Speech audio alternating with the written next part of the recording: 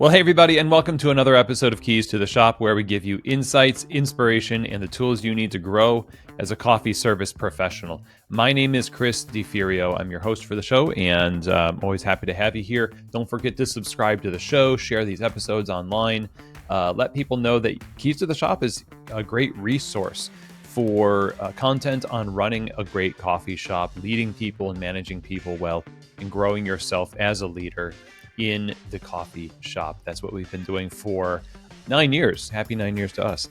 But anyway, go ahead and subscribe and share and do all that fun stuff. And by the way, Keys to the Shop not only is this podcast, but it's also consulting and coaching. So if you're looking for support in your growth as a company or as a leader, if you need somebody to help guide you or give you some perspective that's different than the bubble you find yourself in the coffee shop, a lot of clients often, whether it's a big project or just regular monthly coaching, tell me that it's really good to talk through these things and the coaching itself to try to get down and get clarity in some of the things that pile up and don't get dealt with really relieves the overwhelm, but actually solves the core issue that might be impacting your operations, your people, or your quality. And so there's lots of ways we work with folks, whether you're starting a cafe or you are trying to improve an existing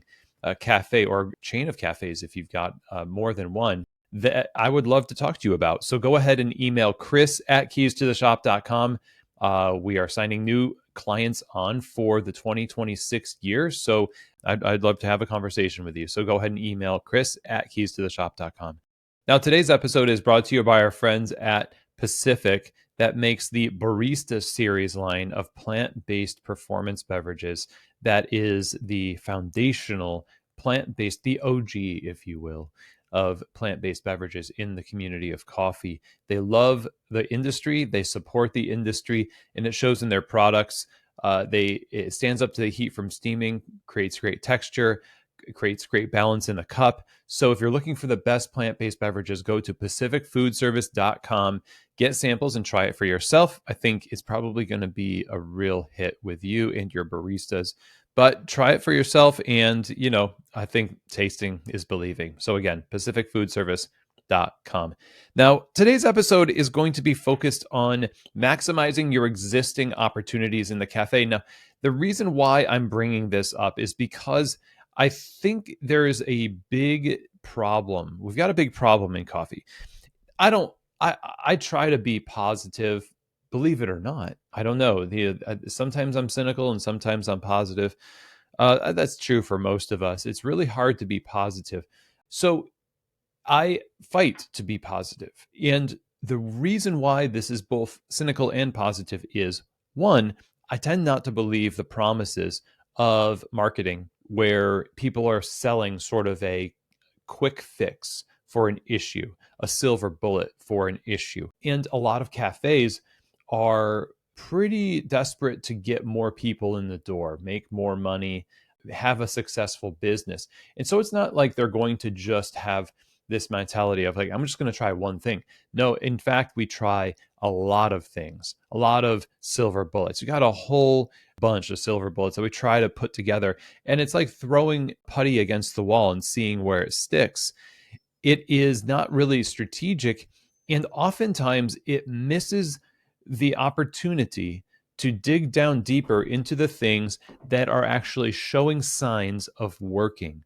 The positives that you uncover in your business, this is where we get positive, you have not mined the depths of the opportunities you have right now that don't require an about face necessarily. They don't require you to gain 6 or 7 different SKUs of products. You don't need necessarily to start bottling your cold brew or adding energy drinks. You don't necessarily need to add panini sandwiches or stuff like that. Now, if you're doing that right now, I'm not telling you stop it. I'm just saying that we like to add things and desperately sort of bring in more stuff than might be necessary because we assume that we've done all we can in one area of the business. When I really often, when I'm talking to my clients, we realize that we set it and we forget it. So we put out the call on Instagram, people don't come in. We're like, well, Instagram doesn't work, but we haven't actually worked to become good at that or consistent with it. We put out, a menu, and we make the menu, people like it, but we're not necessarily marketing the menu. We're not asking people's feedback. We're not refining what we're doing. And so we say, well, the menu's not working because not as many people are purchasing what we have. We forget that it takes a lot of work to purchase by the currency of consistency, the attention and mental real estate and the heart space that generates loyalty of a customer. Like, if you want to think about this from your own perspective, how many different oil change places do you go to? Do you just try them all, or do you just go to one? And there, you know what, honestly, it's not that great, but it's the place you go, and I don't want to think about it. I don't want to have to think about, okay, now I'm going to shop every year. I'm going to compare and contrast. I'm going to shop for an oil change place. I just choose a place. It's serviceable. I don't necessarily know the difference, except eventually I might choose a different place if, the service is really bad, or I find that they've been doing something that's lower quality with my car. Like, I'm not actually getting the oil fully changed. And there's things that eventually lead to me going to a different place. The point I'm trying to make, though, is that my mindset as a customer is that I don't necessarily want to have to think about my purchases as much as I want to just have the place that satisfies the need I have. Now, oil change places, it's different when it comes to coffee. You actually taste the coffee. Some coffee tastes like oil, I'm just saying. But in an oil change place, you're not actually noticing, and you're not even qualified to know the difference between oils and everything else. You just know the service and the price. But with coffee, there is a sensory part that a customer is expert in.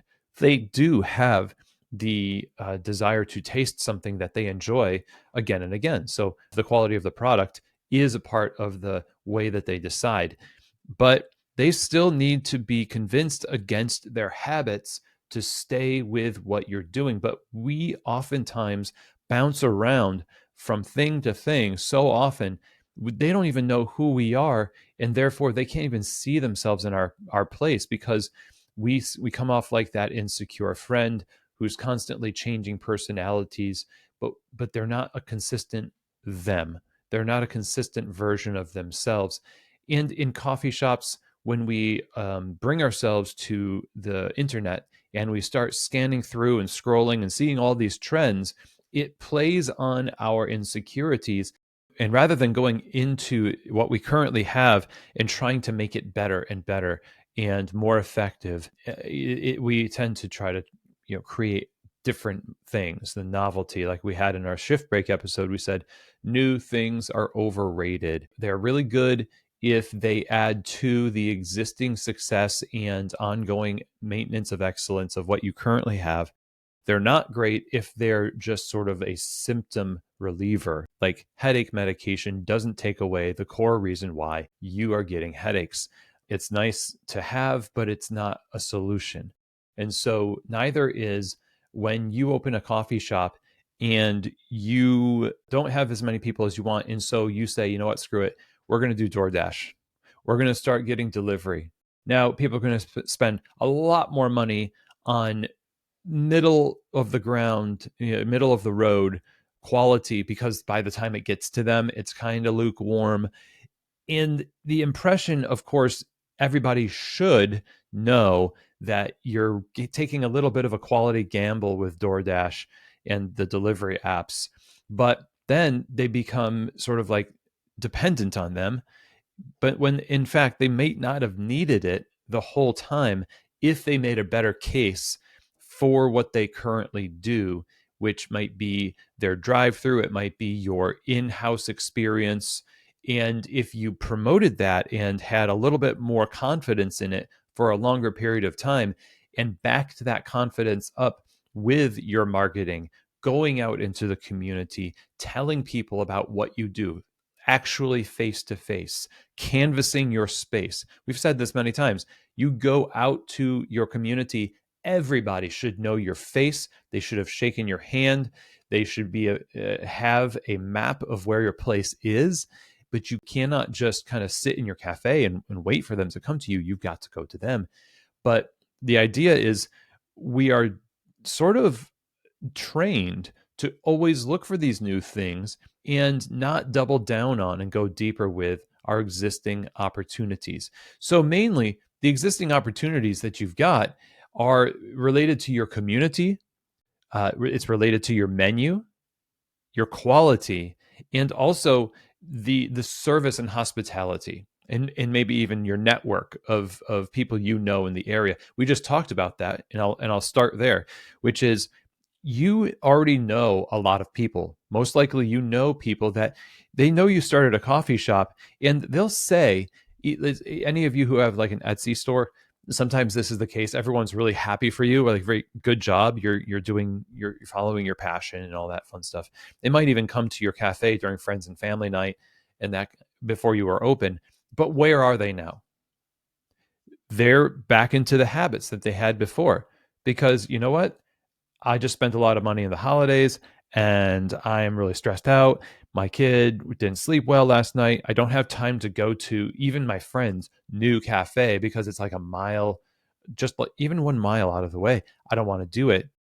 It's up to us. The onus is on us to, consistently push people toward our place through relationships that we have, that are existing relationships. So you've got to remind people, because they do need reminding. I can't tell you how many times I have asked a favor of somebody and then never heard from them. And in our world, when somebody doesn't text you back, or if you don't hear back from somebody, depending on what kind of person you are, you could just, a lot of times people assume, oh, they're not interested. Well, maybe they're just distracted. And so our view has to be, of course they want to. And thank you. Have you been to the cafe yet? I'd love your feedback. If you love what we did, just leave a review on Google. That would be really helpful for our cafe. And it's okay to call on your friends and family and your network to really help you in substantial ways, because they might visit one time for a latte.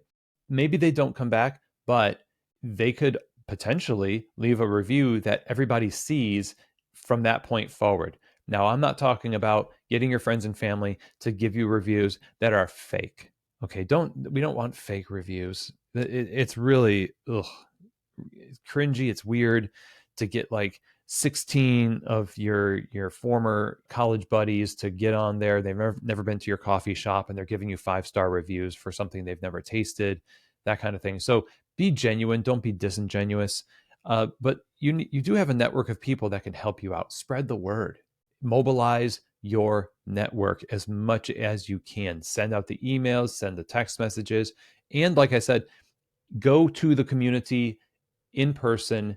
If you need to look at a map and say, hey, here's 20 businesses in the next month, I want to have gone to all 20 of these businesses, introduced myself, give them my menu, maybe even give them some tokens or some free drink cards to visit our space.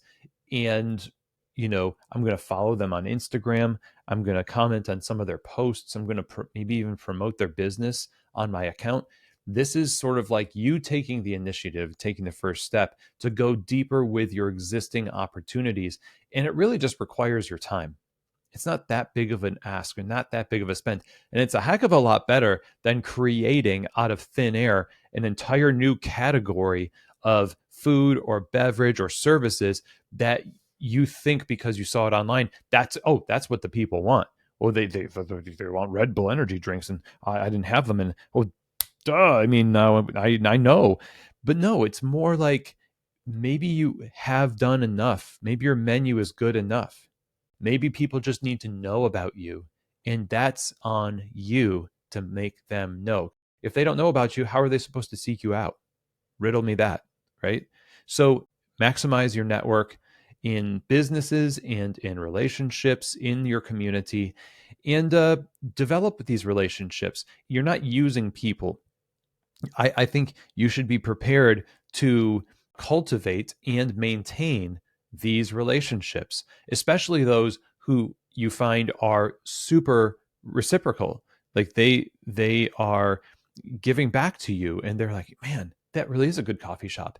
We're going to start having our meetings at that cafe. We didn't even know it was there. It actually feels a lot better than the one we've been meeting at. You hear these stories, but these discovery opportunities happen by you going out there and doing the discovery first, or helping people discover you. So, service and hospitality. Okay, so there's another existing opportunity.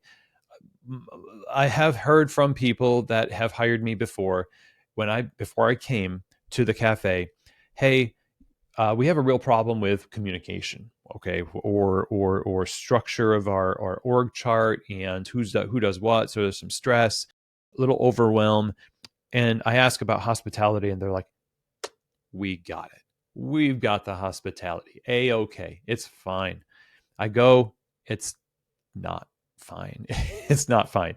It's less than fine. What do they say? Freaked out, insecure, neurotic, and what's the E stand for? I don't know, but it stands for something. And so if that's what fine means, then yeah, maybe. So the reason why people assume that all things are good sometimes is because they really want to have been successful with training so that they can be done with it. It's more of a self-preservation instinct to call victory than it is anything else. Otherwise, if you were just an uninvolved observer, which is the beauty of being a consultant sometimes, is you can come in and with clear eyes say, hey, I don't have any sunk cost syndrome where you feel because you've spent X amount of money or time, you have to promote and affirm and just continue down this path, even though it doesn't make sense. You don't have that bias. You see clearly this is not working. And so when people's eyes are open to that, and you can actually accept that maybe you haven't done all you can to dial in the hospitality of your business and the service, and maybe the reason is because you've got staff that you really don't want to have to talk to about this stuff because you're bad at confrontation or you're bad at coaching. And the unfortunate news here and the fortunate news is usually that's where you start to find solutions, is in clear hands-on leadership where accountability is necessary. We apply accountability, having a clear standard for service and hospitality in our space that is detailed, and then when it happens, it is praised and affirmed and reinforced. But again, accountability needs to be part of the process. That's the good news, is that it works. It does work. The bad news is that when it doesn't work, you've got to address it. And most people would just sooner claim that the dysfunctional way that they serve and show hospitality is actually something they did on purpose. So in recording this, I'm getting ready to go to my father and mother-in-law's house in Indiana for New Year's. And he has a pool table. Maybe I've beat him once on a fluke. I think I beat him because he put the 8 ball in. I'm not a billiards player. I'd like to consider myself nothing. Actually, I'm not even on a radar. So he's got that table at his place. He can practice all the time. So he can call his shots. He doesn't really have very many accidental pockets, or he doesn't sink very many accidentally. If I do it accidentally, I have that little feeling like, oh, good, that helps me, and it looks impressive, like I meant to do it, but I didn't actually do it. It's accidental.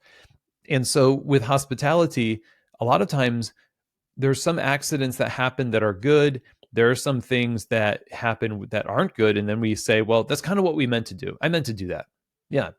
That's the kind of hospitality I want. And you can do it explicitly, or you can do it but by just tacit approval. By not addressing it, you are approving of it. You get what you tolerate. If you tolerate bad hospitality in your cafe, and you say, well, I don't have the time, inclination, or energy to address that, it's not as bad as other places, then what you've done is you've said, we had a standard, but now the standard is here because that's just the reality, and we don't have time to address it. You've already started to pave the way to lower expectations, and we wonder why people are not coming back to the cafe. This is one of the biggest things that we can focus on in the cafe. Again, don't go out there to the industry and start looking for different products, services, vertical integrations, and oh, maybe we needed to open a second cafe or a drive-through or something like that.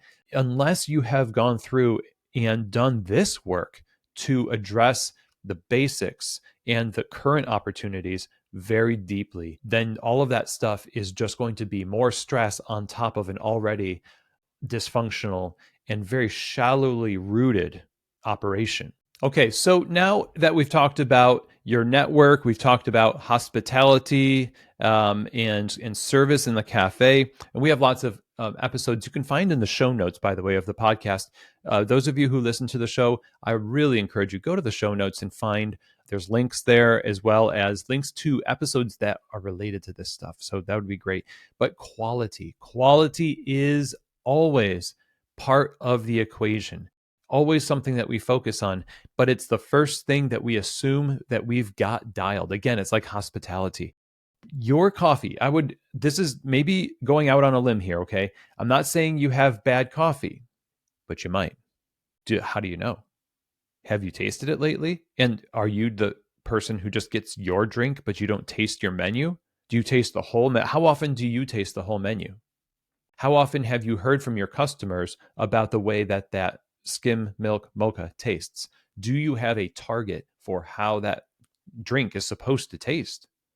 Is that just, well, the customer orders it, the taste is basically their fault? Or you know what we do? We say, if the drink tastes bad, it's the customer's fault. If it tastes good, it's because we're great craftspeople. I mean, honestly, it's because of our great coffee and our training. Well, actually, if the drink tastes bad, it's also your fault. We offer opportunities for customers to try things. Now, they might not like them. If we have a purposeful flavor profile that we are going for with an oat milk latte, with a skim milk mocha, with a vanilla iced almond milk latte, you should know all of the combinations and how they are supposed to taste best. If the customer doesn't like it and you go back and you taste from that day, if you're able to do so and assess what's going on, you can identify whether or not they received your best version of that drink.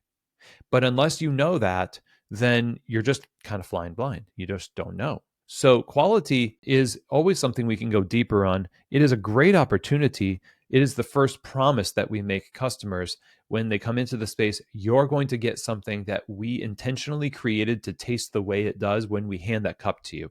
Now, you and me, we know that's not always going to be the case. And I order espresso everywhere I go, it's kind of a full circle moment for me actually in my life, because I used to avoid it because I always knew that, man, people are just not making good espresso on the production coffee bar. And in the beginning of my journey, I was kind of like punishing myself because I didn't even know how to identify a really good coffee shop. I just loved coffee shops. So we're talking about like the late 90s and like the year 2000 or 2001. And I'd just go to cafes, order an espresso because that's the heart and soul of the drink. And when I tell you, maybe I have some trauma in my palate, I don't know, but it was bad a lot. And today it's better by and large, but it's not great by and large either. That's why we always talk about how the home barista revolution that's happening or has been happening, it's like that is where the best espresso is made. And it now is completely different because back in my day, nobody was making really great espresso by and large at home. But today it's kind of switched. Our production coffee bars are more concerned with vibes, with colors, with aesthetics and stuff, and they're just pumping out the espresso. And now you've got people talking about batching espresso for lattes and this kind of thing, or people are going into super automatic mode because we've given up. We talk about people, but we don't like them that much. We don't actually engage customers as well. We don't engage our baristas. We don't want to invest in training our baristas that much. We just want to be done with it. We want to set it, forget it, automate it. Do you really want to open a coffee shop and run a coffee shop? Some people just want to have a coffee business. Say, I have a coffee business. And it doesn't matter, the fact that we're just selling coffee. I want to sell more coffee, but we don't really pay attention to quality. Or again, we call victory too soon on quality. But when you examine what's coming off the bar, it's obvious that nobody is checking on this stuff. Decaf is not being dialed in. Espresso is barely being dialed in. Batch brew coffee is musty and it's not being mixed after it's batched. There's all sorts of dirty equipment. And everybody in the cafe is basically saying, unless it's my title of trainer and quality control specialist, I'm just here to pump it out. And when it comes to management and ownership, it's the same mentality. The mentality is, I've got other things to do, and I'd like to believe that what we're creating is really good quality. And we use the word should a lot. We say, well, it should be really good. A lot of money and effort into training our baristas, et cetera. You just get a list of excuses. And then all of a sudden they say, so it can't be that, but it be that. It be it. And it really is a lot more prevalent than you think. We have not really got as much of a quality product going out to the customer as we think. So here's a big opportunity to distinguish yourself and to gain more customers by gaining trust that is more of a long-term loyalty builder than anything else, which is actually delivering quality. Not just claiming it, but actually delivering it. We love to market. We don't like to deliver. So the next thing, is your menu and the types of things that you have on your menu. We all know you can't do everything. You can't do everything. And people try sometimes, but they find out that it just makes everybody overwhelmed. Even if you got really, really good at mastering a massive menu, it's still a lot, good job, right? But eventually it's going to wear you down. Just like if you are maxing a deadlift, you're staying up late at night, you're part of the hustle culture in entrepreneurship. You're just surviving on caffeine and nootropics. And you eventually you're just like, man, I'm really doing good work. And like you get a lot done. Your productivity is sky high, but it is short lived. It is short lived because the weight is not sustainable. The amount of stuff that you have to manage on a daily basis is not sustainable. What ends up happening is quality goes downhill really quick. So the best thing to do is get a menu that is as minimal as it can be to serve the needs of your community. There are basic categories of food and beverage and varieties under each category that you can offer and assess if everybody who came into our cafe ordered a lot of this thing, would we be able to deliver a consistently quality beverage promptly to them without losing our minds? And you really have to go through that exercise to think about that. Your menu is probably, if it's in that too many category, then you probably need to whittle it down, go into your sales and start looking at the lowest performers and how you can gradually move away from those things and create more margin, more space for things to just have some breathing room, get some circulation back into the limbs, there's just no breathing room on some of these bars and these menus. You might have a menu that's actually too minimal. You have too few beverages. You opened a coffee shop from a cart, but you never expanded your menu from the cart, and people are looking for maybe another size than just one size. That's not a betrayal of your values. And if it is, I mean, you gotta start asking yourself, are my values serving customers, or is it serving my ideal of what I think specialty coffee or craft coffee should look like? Years ago, there's some cafes that just said, hey, we're going to open this really anticipated cafe. Champion baristas are opening this cafe. Some of you know who I'm talking about. It's out in LA, but famously just no sugar, no cream, nothing that you can put in your coffee, because frankly, the coffee is good the way it is. And it went over like a lead balloon. Now, there's going to be plenty of people in a large city like LA to be like, yes, this is exactly what I want. But there was plenty of outcry, and maybe that was a bridge too far. Maybe it was fine. And there's still places like that. And that's the way they choose to do it. And they have enough business.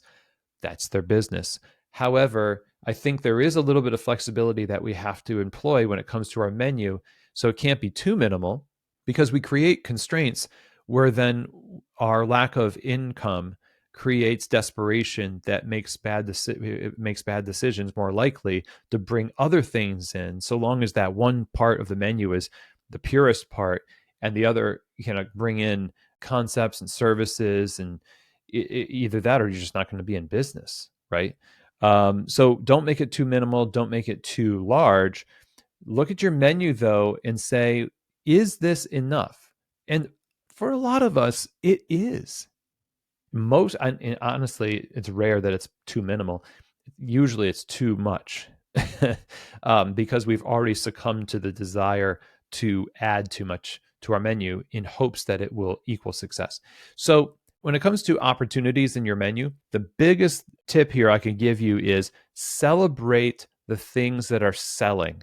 Join in the joy of your customers purchasing the drinks they purchase a lot of. Add momentum to what they're voting for. And even if it's not your favorite, online, in person, get excited, promote that stuff, and make your menu the thing that you are so excited about all the time, and make everything on the menu very, very well.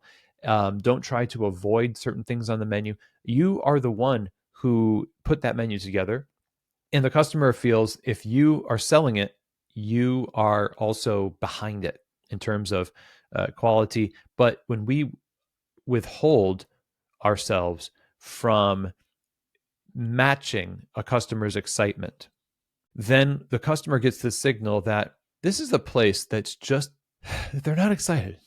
They don't have a really good energy. They don't, I bought the stuff on the menu and they're just like, meh, here's your drink. What a bummer. It's a bummer. Especially when it's coming to a coffee bar that's supposed to be a specialty experience. And we just drop the ball so many times. We build up anticipation. Cool place, cool logo, cool drinks, cool people. Come on in. It's all right. Everyone's got the Eeyore mentality. The menu is, we're not really excited to make this one drink. And it really is a bummer. So the point is, your menu is the reason people came to your cafe in the first place, most of it, right? So it needs to be something that you maximize, and by promoting and joining in the joy of other people, buying a vanilla latte, if it's coffee beans, like the dark roast coffee. If you love the dark roast coffee or don't love it, it doesn't matter.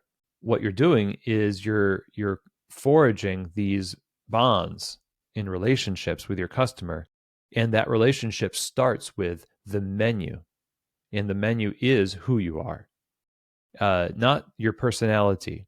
It's the service, it's the transaction, it's the menu item that's delivered consistently. That is the first step in relationship building. And so when it comes to the menu, yes, you need to satisfy the different desires and needs of your customer's palate for food and coffee in a reasonable amount of variety that you can deliver to them consistently. And then when they start purchasing it, you need to become very excited about this. You need to be on their side, like, yeah, we love it too. It's really cool. And we love you loving it. So let's keep this thing going. And more than likely, it will. So, all of this to say, as we wrap up here, there are lots of things that you currently have that need you to go deeper, that need you to not withhold yourself from. Don't get distracted by the sparkly thing, the squirrels of the coffee industry. Look at the quality, look at the hospitality and service, your existing networks, look at the menu. And as you do this, you're going to find that, whoa, I didn't realize that we were confused about how to dial in this espresso or this coffee, a decaf or something. Well, let's fix that. And lo and behold, it gradually starts to build up the confidence people have in your brand. And you could do that across a whole host of different areas of your coffee shop. Please do that before you go and start expanding with only a wish and a prayer. And I would also say part of the thing that you can also look at in terms of opportunity is organizational and operational. There is a lot that can be gained by refining the way that your systems, standards, and operations run in the cafe, make things run smoothly, better communication, fewer missed shifts, and hurt feelings. The communication, clarity, and systems that operate your coffee shop, that you use to operate your coffee shop, need to be refined constantly.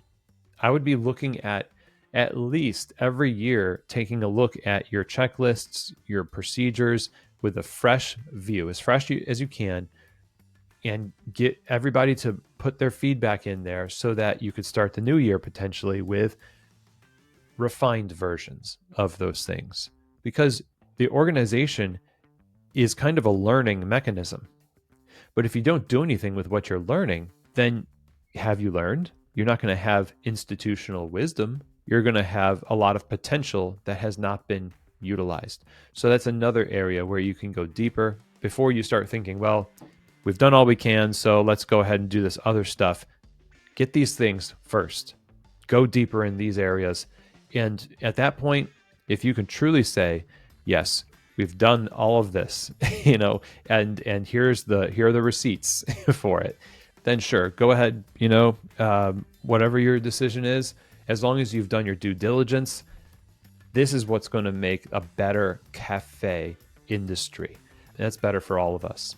So thanks, everybody. I appreciate you being here on the show, listening here. Go ahead and subscribe where you can on YouTube, on Spotify, on Apple Podcast, or wherever, and tell people about Keys to the Shop. That'd be great. And if you want coaching and consulting to help you guide you through some of these things, also, I am available. Go ahead and email chris@keystotheshop.com. That's CHRIS @keystotheshop.com. Set up a call. We'll talk, and I'm sure there's something that we can do to help you. At the very least, we can maybe even help you just in the call that we have. But it'd be a pleasure to work together with you. So thanks, everybody. I appreciate you. And as always, I hope that this episode has truly given you keys to the shop.